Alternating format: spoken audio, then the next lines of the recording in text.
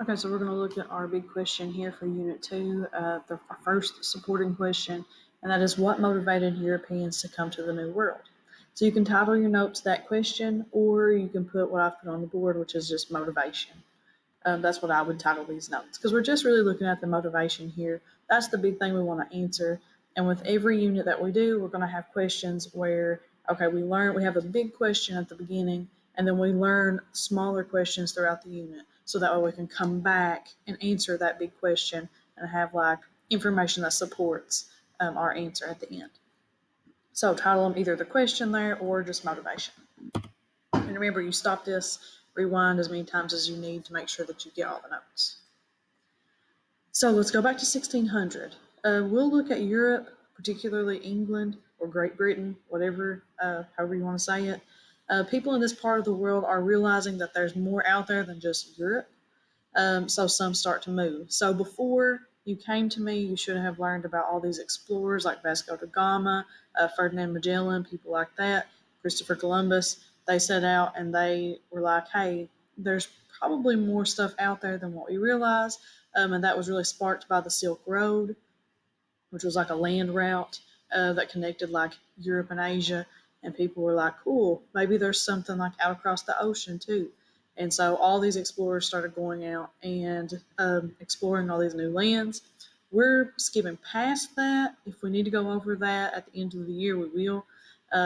But we're just looking at when Europe is finally making the move, well, England in particular, is making the move to the New World, which is going to be, we're going to look at North America.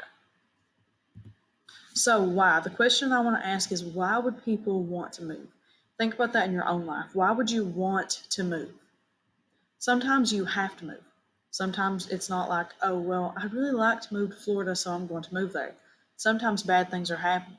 Maybe you have lost your job and you have to move to another city to find work. So you may not want to move, but you have to move because if you stay here, you're not going to be able to afford a place to live. Sometimes you're just like, oh, I really like the weather somewhere else. I'd like to move there. Or maybe you have family there that you miss and you want to move there and see them. Or maybe you have family here that you want to get away from, so you move away from them. There are different factors, different things that contribute to why you move. So some key terms, write these down. We have migration, and that is a really important definition that we will look at throughout the year.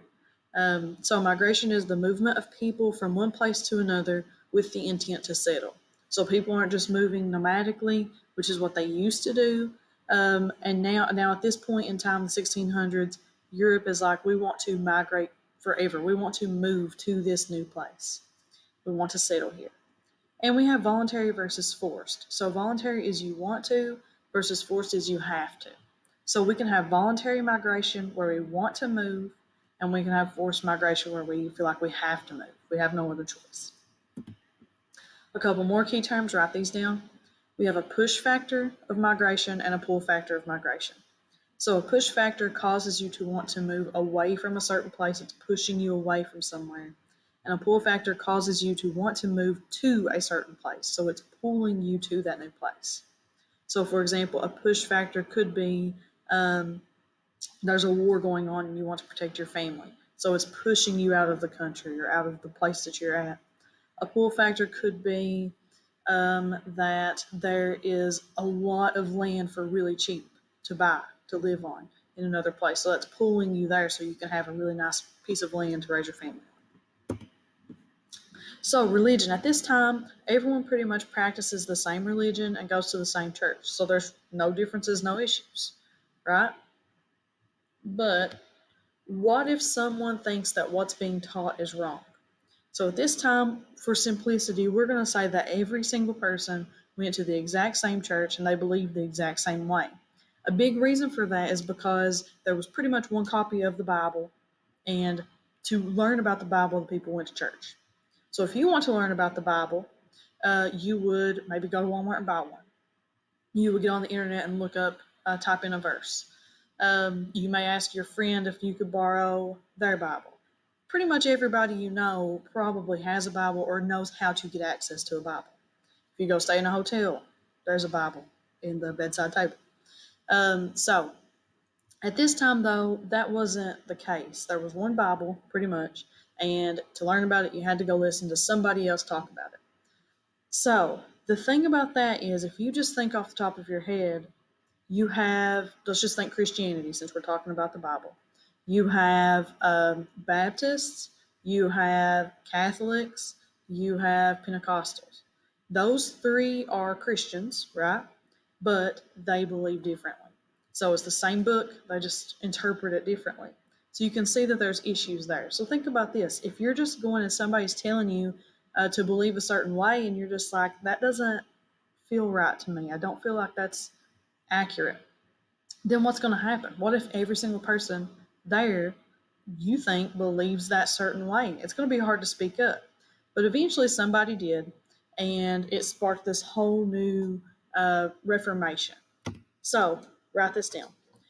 One thing that came out of this is the Church of England. So, King Henry VIII, he was the monarch, which is the king of England, and he created a new church where he would be the head of the church. So he made all the rules. So you've probably heard of King Henry VIII. He's the guy who had like 1,000,000 wives and wanted to have a little boy, but kept having little girls. So he was getting mad at his wives, so he wanted to divorce them. And the Catholic Church did not think that would, and that's what everybody believed, we're going to say. Um, they did not think that divorce or annulment is good.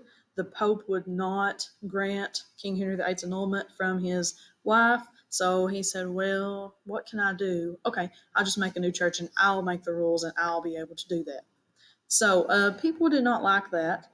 So some people thought, okay, that's fine. They'll follow the Church of England. Other people said, well, I don't agree with that either. So what do? Write this down. There's this invention called the printing press that came out a little bit before the 1600s. And it was invented by Johannes Gutenberg. And what happened was it's sort of like a copier. So Bibles and other books were printed rapidly, really, really quickly. And this allowed ideas to spread more quickly because you were able to, if you felt a certain way, you could write something down and you can make 100 copies a lot quicker than you could before, where you would have to rewrite every single thing the exact same way to pass out. So this sparked the Protestant Reformation, which is sort of like bringing about new religions, new branches of Christianity and things like that. So one thing I want to mention here is that this was not a quick process. This isn't like if we went to the office and made a copy, we can make 100 copies in a second. It was still tedious, but it was a whole lot quicker than like the option that they had before.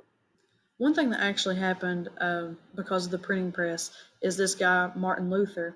He got really upset with the Catholic Church, and he wrote out a list of complaints, and it's called the 99 Theses, and he nailed that to the front door of the church.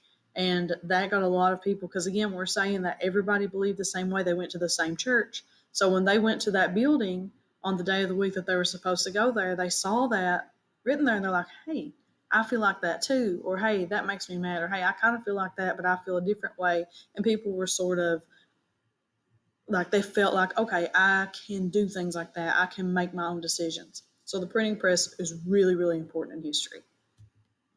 So eventually, after this, whenever religion became a big deal, whenever people were like, hey, I can believe differently, and that's okay, people started traveling to the New World because they knew something was over there across the ocean. They didn't know what, but they said, hey, I want to go try it out, see what's out there. Okay, we're going to stop here for the notes today. Make sure that you go back and rewind, rewatch as many times as you need to. Get all these notes copied down, just what I told you to write. You don't have to write every single thing down, just what I tell you to. And if you have any questions, just let me know.